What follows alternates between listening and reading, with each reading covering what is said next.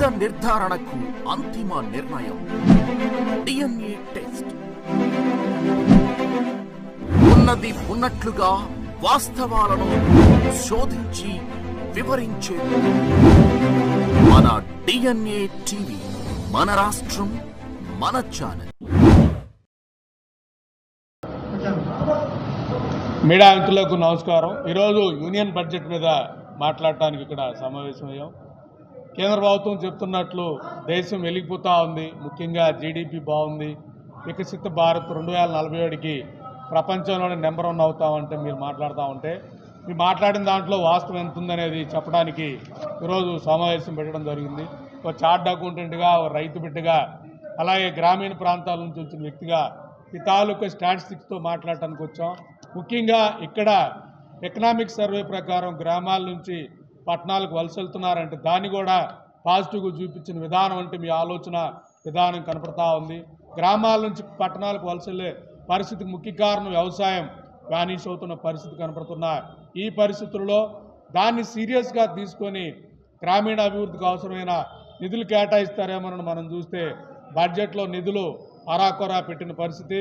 గ్రామీణ అభివృద్ధికి ఉపాధికి ఉపయోగపడుతున్న నాబార్డులో నిధులు కూడా అంతమాత్రం పెట్టిన పరిస్థితి కనపడతా ఉంది.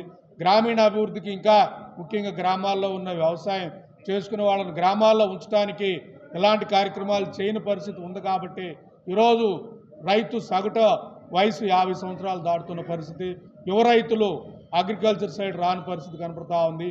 వీటన్నిటినీ బేరువు చేసుకొని అగ్రికల్చర్ని బతికించాల్సిన పరిస్థితుల్లో అమెరికా నుంచి సుంకాలు జీరో చేసేసి ఇక్కడ బడ్జెట్ అలొకేట్ చేయని విధానం ఇవన్నీ కనపడతా ఉన్నాయి. ముఖ్యంగా మీరు వెళుతున్న పరిస్థితిని గమనిస్తూ ఉంటే వ్యవసాయాన్ని చంపేసి ఈ వ్యవసాయాన్ని కార్పొరేట్కి ఇవ్వాలని కనపడుతుంది అనేది ఇక్కడ చూస్తే అర్థమవుతా ఉంది.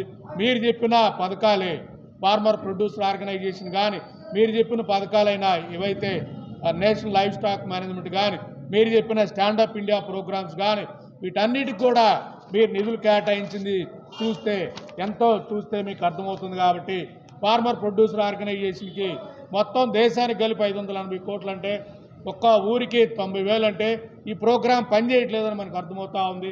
అలాగే NLM ప్రోగ్రాం చూస్తే దేశం మొత్తానికి కలిపి 410 కోట్లు మీరు గ్రాంట్లు ఇచ్చేసి బర్రా గొర్రె లోన్ ఇస్తామని ప్రచారం చేసుకున్న దుర్మార్గంగా ఉన్నాయంటే ఎంతమందికి ఇస్తారు? ఇక్కడ చూసే విధానం కూడా మనకి ఊరికి ఒక 60,000 యావరేజ్కి ఇస్తున్నారంటే దుర్మార్గంగా మీరు చెప్పేదానికి చేసేదానికి కనపడుతున్న పరిస్థితి. స్టాండప్ ఇండియా ప్రోగ్రాం 2016 నుంచి ఇప్పుడు వరకు తీసుకుంటే మొత్తం కలిపి 62,000 కోట్లు ఇచ్చిన సంవత్సరానికి వచ్చాకి 6,200 కోట్లు, దాంట్లో సింహభాగం ఉమెన్కి ఇచ్చే పరిస్థితి కనపడతా ఉంది.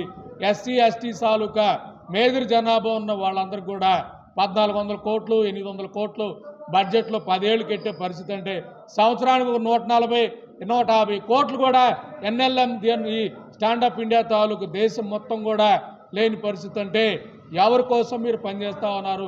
అదే కార్పొరేట్ సిడీసా ఎలక్ట్రికల్కి 40,000 కోట్లు ఇస్తావు, అదానీకి ఇస్తావు, అంబానీలకి ఇస్తావు, 1,000 ఎకరాల భూములు 10,000 కావాలంటే 20,000 ఎకరాలు ఇస్తామంటే ఇంకా ముఖ్య లోకేష్ బాబు వచ్చేకి నేను ఇస్తా నా ఇష్టం అన్న విధంగా రాష్ట్రంలో మాట్లాడే పరిస్థితి అంటే మీరు పనిచేస్తూ ఉంది కార్పొరేట్ల కోసం, మీరు పనిచేస్తూ ఉంది 10% కోసం, మీరు పనిచేస్తూ ఉంది సమాజాన్ని పట్టి పీడించే కొన్ని సెక్షన్స్ కోసమే పనిచేస్తున్నారు కానీ కార్పొరేట్ సెక్షన్స్ కోసమే పనిచేస్తున్నారు కానీ ప్రజల కోసం ముఖ్యంగా మధ్యతరగతి వాళ్ళకి విద్య లేదు, వైద్యం లేదు, ఆ బాధ ఉండే పరిస్థితి. అలాగే పేదోడికి అవసరమైన ఏ పథకాలు లేని పరిస్థితి. అలాగే రైతుల్ని గ్రామాల నుంచి ఫోర్స్ఫుల్గా వలసలతో నెట్టేసే పరిస్థితి కనపడుతున్నా. వీటన్నిటి మీద ఆమ్ ఆద్మీ పార్టీగా మేము మిగతా వాళ్ళతో కలిపి మాట్లాడుతున్న పరిస్థితి కనపడతా ఉంది. ఇలాంటి పరిస్థితుల్లో కూడా రాష్ట్రంలో 2 పార్టీలు తన్నుకునే విధానం, బడ్జెట్ మీద ఇప్పటి వరకు 2 పార్టీలు మాట్లాడిన విధానం వదిలేసి తిట్టుకోవడం, తర్వాత రఫా ర్యాలీలు చేసే విధానం చూస్తూ ఉంటే భవిష్యత్తులో ఆంధ్రప్రదేశ్లో మీ 2 పార్టీలను కూడా ప్రజలు బంగాళాఖాతంలో పడేసే పరిస్థితి వచ్చినప్పుడు మాలాంటి వాళ్ళమే నిర్మాణాత్మక ప్రతిపక్ష పాత్ర పోషిస్తూ పేదలు, మధ్యతరగతి వాళ్ళు, రైతులున్న 90% ఉన్న ఈ వర్గాల కోసం పనిచేసే పరిస్థితి వస్తుంది. కాబట్టి మీరు 10% కార్పొరేట్ వర్గాల కోసం పనిచేసే పరిస్థితి ఉంది. కాబట్టి మీరు చెప్పే అభివృద్ధి మేము చెప్పే అభివృద్ధికి వ్యత్యాసం ఇదని చెప్పదలుచుకుంటున్నా.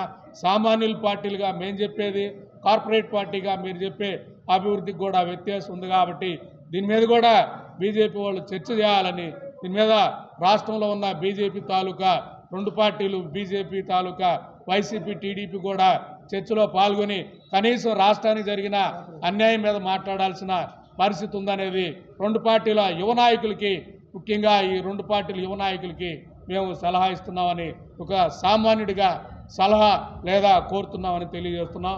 ధన్యవాదాలు. నేతి Maheswararao, Aam Aadmi party zonal coordinator.